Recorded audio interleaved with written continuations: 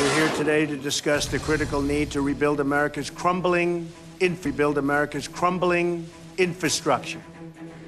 Just ahead at 5, the president unveils his plan to fix the nation's aging roads and bridges, a plan that will rely heavily on local and state governments. Plus, a local prosecutor decides if a father will be criminally charged for trying to attack Larry Nassar during his sentencing hearing. From your breaking news and weather authority, you're watching News 10 at 5. $4.4 trillion. That's the grand total of the budget proposal President Donald Trump is sending to Capitol Hill. Good evening, I'm Ann Emmerich. News 10 at 5 starts with a breakdown of his spending plan for 2019.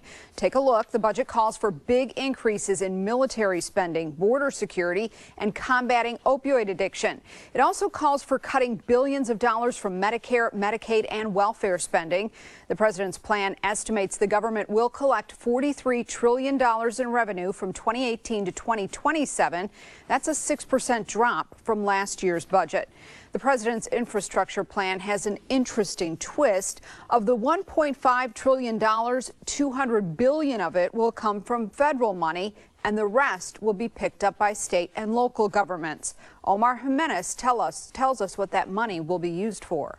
President Trump unveiling his long-projected plan to improve the nation's aging infrastructure. We're trying to build roads and bridges and fix bridges that are falling down. The president flanked by governors, mayors, and other local and state officials at the White House Monday. The people in this room really understand better than most, probably, hopefully better than anybody, that the problem the states have and local leaders have with funding the infrastructure is horrendous. The plan turned $200 billion federal dollars into $1.5 trillion by leveraging local and state dollars as well as the private sector, all meant to fix things like roads and bridges and bring broadband internet access to more areas outside major cities. Not only thank you on a rural initiative for transportation, but particularly for broadband. We'd love to have, whether it's white spaces, fiber networks, you name it. Half of the federal money, $100 billion, would go directly to local governments. Another $20 billion would go toward large-scale projects. $50 billion would go to projects in rural areas as block grants, and the rest, $30 billion, would be spent on other existing infrastructure programs. Another priority, streamlining the approval process for getting federal permits for projects. Democrats are skeptical of the cost. How are we really going to find any more money? How much more debt do we have to put the American people in? The plan is part of the president's new $4 trillion budget proposal delivered to Capitol Hill this morning. In Washington, I'm Omar Jimenez. Part of the president's budget proposal includes a huge drop in funding for a program that has a big impact right here in Michigan. News 10's David Andrews is in studio now to break that down for us. David? Yeah, a 90% cut to be exact, Ann. President Trump's budget only calls for $30 million in funding for the Great Lakes Restoration Initiative. The cleanup program gets $300 million in this current budget. It's critical to cleaning up the region's beaches and waterways. It also helps fight invasive species like the Asian carp and addresses issues like algae blooms.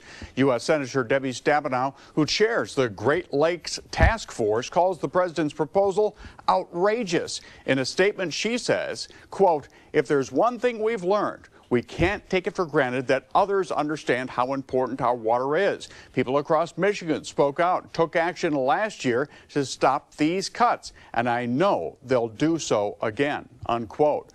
Another Michigan connection in the president's budget proposal is the massive physics research center being built on MSU's campus. The Department of Energy spending plan does include $75 million to finish construction of the facility for rare isotope beams. When it's all said and done, that project expected to create 1,000 jobs. All right, thanks, David. Snowplow drivers in Lansing are now on their second round of clearing the 444 miles of city streets. They're starting with the main roads and will make their way to neighborhood streets once those are done. The city is asking drivers not to park in the street until they've come through. Now, we have a link to the city's snowplow status map. It's on our website and the WILX Facebook page.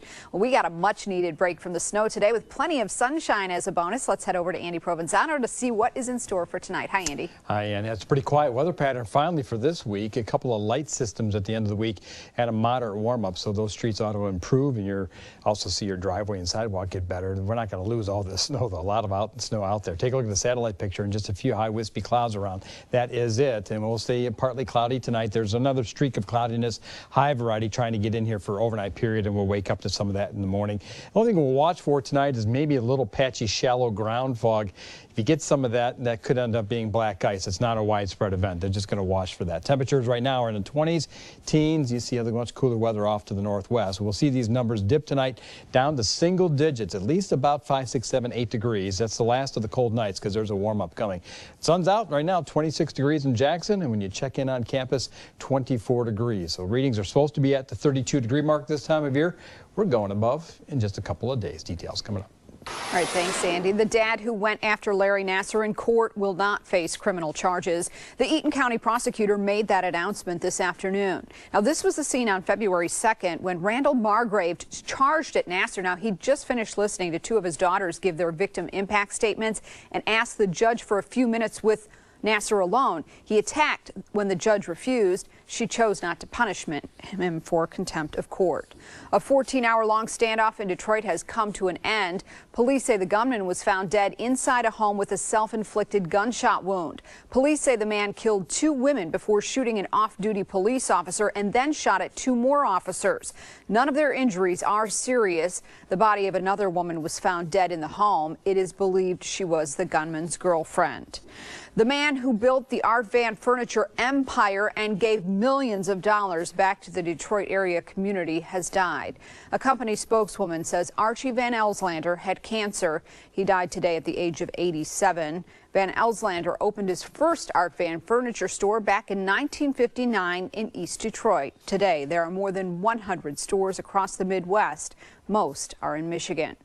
Well, it turns out that massive breach at Equifax last year exposed more than what consumers were told. The credit reporting agency originally said the information accessed by criminals included names, social security numbers, birth dates, addresses, and in some cases, driver's license and credit card numbers. Now we're learning email addresses, phone numbers, and credit card expiration dates were also exposed. More than 145 million people were affected by that breach. Equifax has since been hit with hundreds of lawsuits and multiple investigations. More Ford Rangers have been added to the Do Not Drive list. Last month, nearly 3,000 owners were told to keep their 2006 trucks parked because of those deadly Takata airbag inflators. Now, that number is up to 33,000. The warning came after a man in West Virginia was killed by an exploding inflator. Dealers will pick up the Rangers from owners and take them in for repairs. Most parents know it's not always easy talking with our teens or getting them to open up, but we here at News 10 hope to help. All this week, a special series called Things Your Teen Won't Tell You, everything from social media to drugs to how easy it is to get a gun. Our goal, to get more understanding between parents and their kids. News 10's Laura Painter introduces you to a group of teens sharing what's actually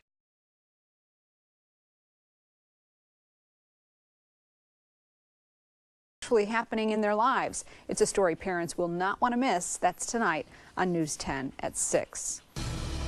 The snowman population has exploded in northern Michigan, and it happened in just a matter of minutes. We'll explain why.